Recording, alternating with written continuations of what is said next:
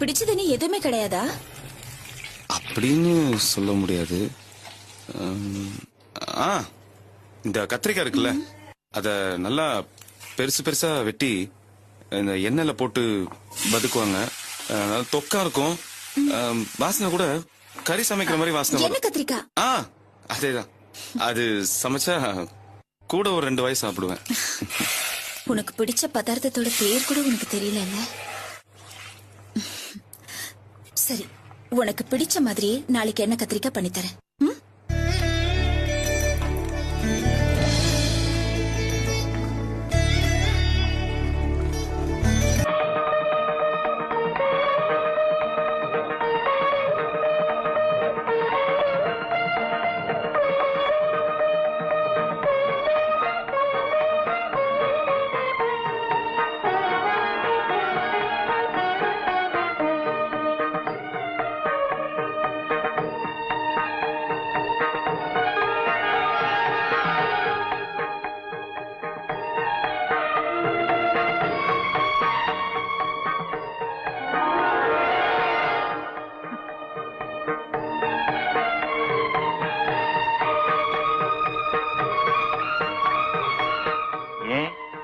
அம்மா காத்துன்னு இருக்கா, நிவேதம் பண்ணலாமே.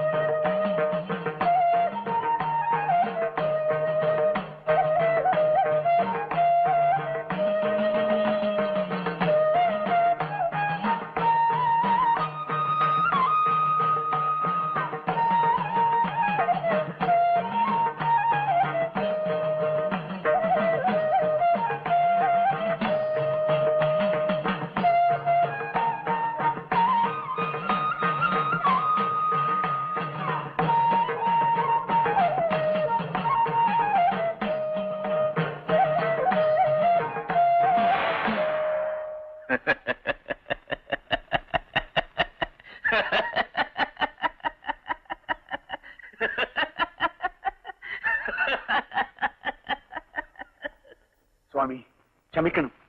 பெரியவா சிரிக்கிறத பார்த்தா நாங்க ஏதோ அபச்சாரம் பண்ணிட்டோமோன்னு பயமா இருக்கு. அது ஒண்ணும் இல்ல, பயப்பட வேண்டாம். அதாவது அம்பாள் இங்க பிரத்யட்சமா வந்து உட்கார்ந்து ரசிச்சு பிரசாதத்தை சாப்பிடுறா. அப்படியா?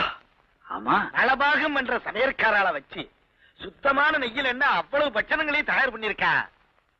அது எதுல பண்றாளோ ஆக அம்பாள் அதை அமிர்தமா ரசிச்சு சாப்பிடுறா. என் பாக்கியம், என் பாக்கியம். சுவாமி, இந்த வீட்டுக்கு அம்பாள் வந்து பிரசாதத்தை சாப்பிடுற காட்சி உமக்கு மட்டும் கிடைக்கும். எல்லாம் பெரிய ஆசீர்வாதம் தான். சேமமா இருங்கோ. சுவாமி.